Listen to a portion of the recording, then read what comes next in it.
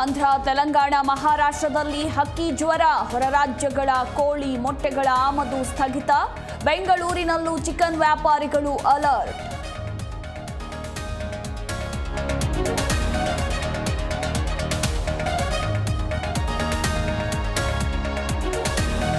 ಹೃದಯಾಘಾತದಿಂದ ಬಿಹಾರ ಮೂಲದ ಕಾರ್ಮಿಕ ಸಾವು. ನಾಯಿಯಂತೆ ದೇಹ ಎಳೆದೊಯ್ದು ಸಿಬ್ಬಂದಿ ಅಮಾನವೀಯತೆ. ಕಲಬುರಗಿಯಲ್ಲಿ ನಾಯಕರಿ ಸಮಾಜ ತಲೆ ತಗ್ಗಿಸೋ ಘಟನೆ.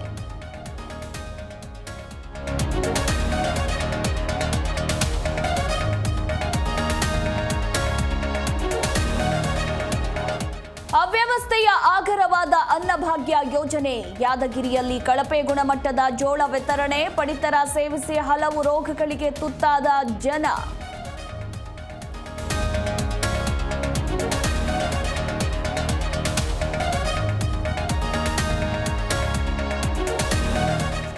ಪ್ರಯಾಗ್ರಾಜ್ ನದಿ ನೀರು ಸ್ನಾನಕ್ಕೆ ಯೋಗ್ಯವಲ್ಲ. ತ್ರಿವೇಣಿ ಸಂಗಮದ ನೀರಿನಲ್ಲಿ ಬ್ಯಾಕ್ಟೀರಿಯಾ. ಕುಂಭಮೇಳದ ಮಧ್ಯೆ ಆಘಾತಕಾರಿ ಸುದ್ದಿ ಬಹಿರಂಗ.